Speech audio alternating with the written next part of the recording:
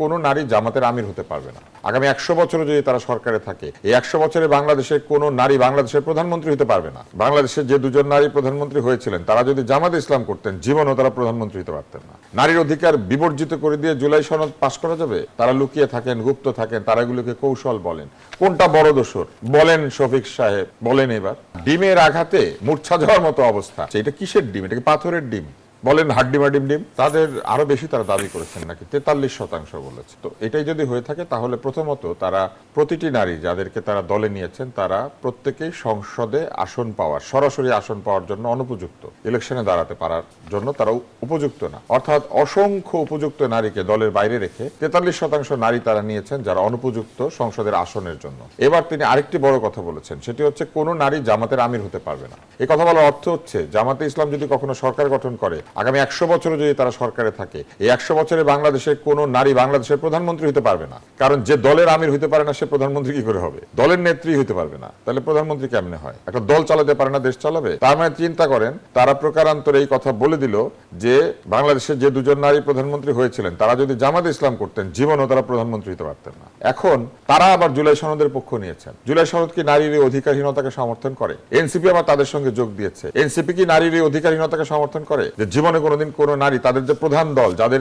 ছায়াতলে, যাদের পাল্লার উপরে তারা উঠে বসেছেন, পাল্লার মধ্যে পাল্লার যে কাঠি, সেই কাঠির জায়গাতে শাপলাকলি বসিয়ে দিয়েছেন, তারা কি মনে করেন যে বাংলাদেশে যে দলে কোন নারী ওই দলের নেতৃত্ব দিতে পারবেন না আজীবন, কোনদিন, ইতিহাস যতদিন আছে, সেই দল জুলাই সনদের পক্ষে?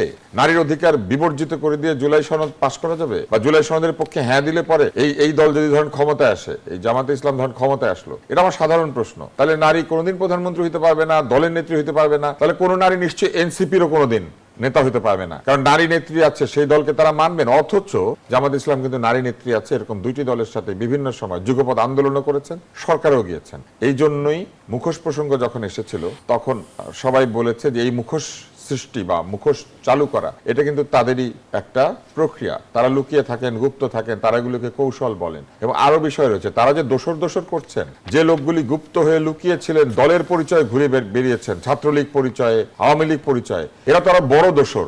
অন্য দল মনে করেন জাতীয় পার্টি, সে জাতীয় পার্টির নাম দিয়ে আওয়ামী লীগের সঙ্গে দোসরগিরি করেছে তাদের বক্তব্য অনুযায়ী। বা অন্যান্য যারা, তারা কিছু কমিউনিস্ট দলকে দায়ী করেছেন, তারা কি তাদের দল বিলুপ্ত করে আওয়ামী লীগ সেজে গিয়ে আওয়ামী লীগের দোসর হয়েছেন? অথচ তাদের দলের লোকেরা আওয়ামী লীগ সেজে গিয়ে দোসর হয়েছেন। কোনটা বড় দোসর? যে আওয়ামী লীগ পরিচয় পর্যন্ত গ্রহণ করে ফেললো সে বেশি দোসর, নাকি যে নিজের দলের পরিচয় রেখে চামচামি করেছে সে বেশি দোসর? এখন ওই যে ওইরকম গান গাইতে হবে, কে বেশি দোসর, আমি না তুমি, দরকার ছিল তার খবর নেবার, বলেন শফিক সাহেব, বলেন এবার। এই উত্তর তো উনি দিবেন না। উনি আবার আল জাজিরাতে সাক্ষাৎকার দিয়েছেন। আরো প্রশ্ন আছে, আপনি আমাকে বলেন, একটা ছেলে ছাত্রলীগ পরিচয়ে পিটুনি পেল এবং বলল যে এই ছাত্রলীগকে ধরে আইনে আওতায় সোপর্দ করা হয়েছে। সেই ছেলে এখন ডিম খেয়ে মাথার মধ্যে ব্যান্ডেজ দিয়ে বলছে যে সে হচ্ছে নাসিরউদ্দিন পাটোয়ারির কর্মী। তাহলে এই যে ছিল গতকাল ছাত্রলীগ, সে আজকে পাটোয়ারির কর্মী কি করে হয়? আর ডিমের আঘাতে মূর্ছা যাওয়ার মতো অবস্থা। আমরা বাগধারা পড়েছিলাম যে ফুলের আঘাতে মূর্ছা যায়, আমরা দেখলাম ডিমের আঘাতে মাথা ফাটছে। এটা কিসের ডিম? এটা কি পাথরের ডিম? এটা কি কোনো বিদেশ থেকে আমদানিকৃত ডিম যেটা মারলে পরে ডিম ভাঙে না, মাথা ভাঙে?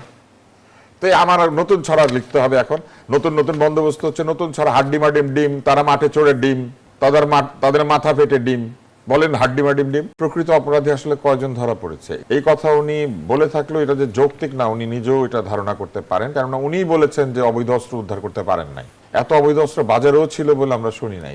যৌথ বাহিনীতে এতদিন মাঠে থাকার দরকার ছিল না। যদি শয়তান নির্মূলী হয়ে গিয়ে থাকে তাহলে আবার শয়তানরা এই নির্বাচনের দিন গন্ডগোল করবে, এই কথা পররাষ্ট্র মন্ত্রণালয় বলে কেন? নির্বাচনের সময় সহিংসতা হলে, নির্বাচনের সময় গন্ডগোল হলে আগেই তারা ঘোষণা করে দিয়েছেন কে দায়ী। সরকার বলবে তোমাদেরকে আওয়ামী লীগ মেরেছে, কিন্তু ওনারা জানেন যে এক পক্ষ আরেক পক্ষকে মেরেছে। পররাষ্ট্র উপদেষ্টা আগের চেয়ে ভালো বলেছেন কেন এটা উনি ব্যাখ্যা করতে পারবেন, কিন্তু আমার কাছে মনে হয়েছে যে এই কথা উনি বলে থাকলেও এটা যে যৌক্তিক না উনি নিজেও এটা ধারণা করতে পারেন, কেননা উনিই বলেছেন যে অবৈধ অস্ত্র উদ্ধার করতে পারেন নাই। আগের নির্বাচনে গুলিতে তো অবৈধ অস্ত্র নিয়ে এত কথাবার্তা হয়নি, এত অবৈধ অস্ত্র বাজারেও ছিল বলে আমরা শুনি নাই। তাহলে কি করে ভালো হয়? এটা আসলে এই যুক্তি একটি যে এত অস্ত্র বাইরে রেখে এবং এটা দাবি করা যে তারা অস্ত্র ব্যবহার করতে পারবে না, তো এইটা আমার কাছে মনে হয়েছে যে নিজের কথারই তিনি বিরোধিতা করছেন। আরেকটি বিষয় সেটি হচ্ছে, যদি এত ভালোই হয়ে থাকে তাহলে এতদিন ধরে যৌথ বাহিনীকে মাঠে রাখার দরকার কি ছিল?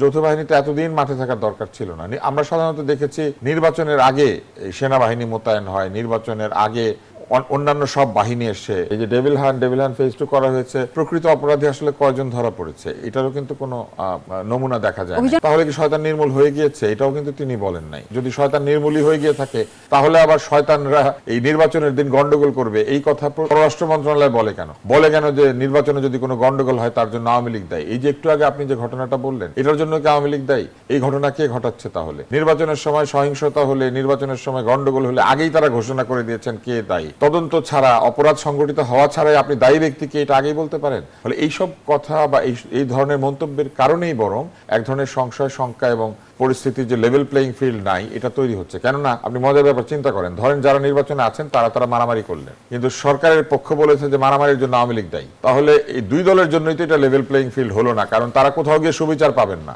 সরকার বলবে তোমাদেরকে আওয়ামী লীগ মেরেছে, কিন্তু ওনারা জানেন যে এক পক্ষ আরেক পক্ষকে মেরেছে।